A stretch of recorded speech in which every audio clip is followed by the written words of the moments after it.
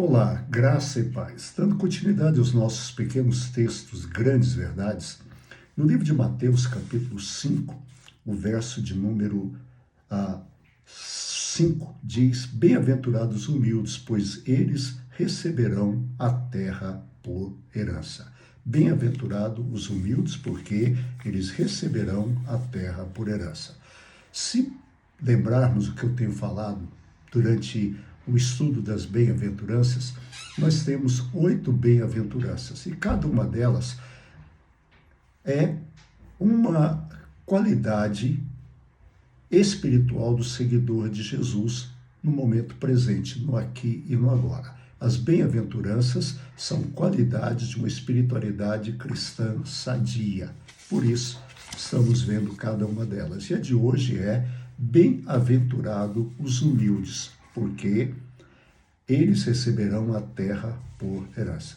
Essa bem-aventurança, ela é interessante. E ela é bem interessante porque ela nos mostra que o Evangelho de Jesus Cristo, do Jesus de Nazaré, é uma contracultura.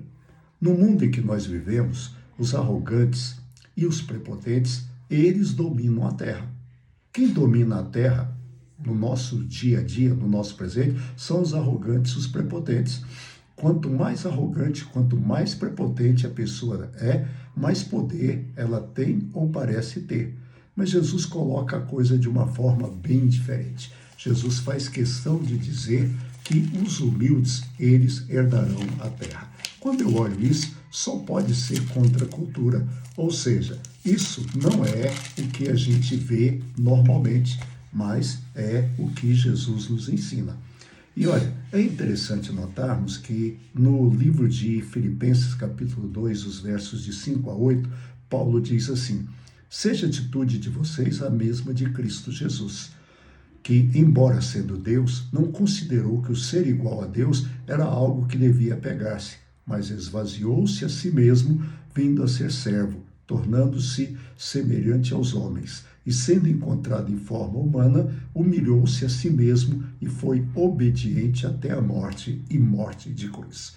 Olha, o exemplo máximo de humildade é Jesus. E Jesus, ele se humilhou. Ele se humilhou primeiro. A maior humilhação de Jesus, eu creio que não seja a morte na cruz. A maior humilhação de Jesus foi o fato de ser humano.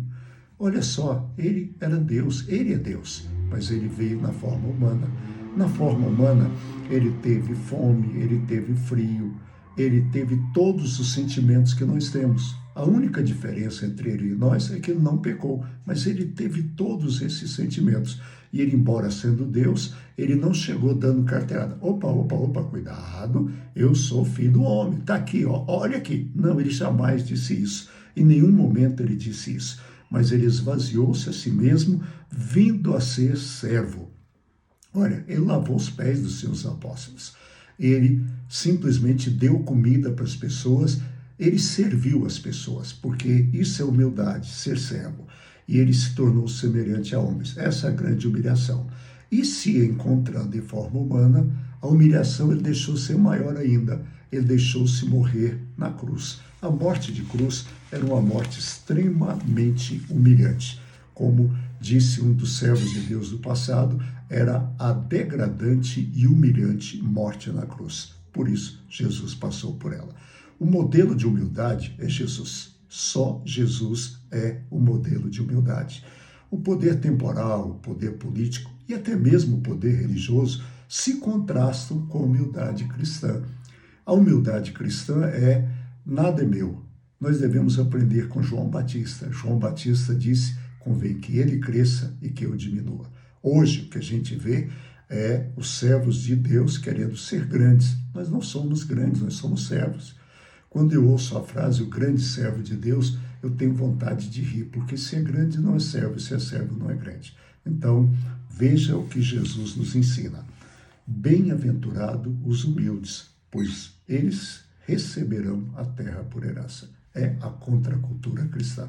Que Deus te abençoe e tenha um ótimo final de semana. Domingo, 19 horas, no YouTube, Pique Taguatinga, temos o nosso culto online. Até lá, fique em paz. Estarei de volta segunda-feira, nesse horário, se Deus quiser. Até lá.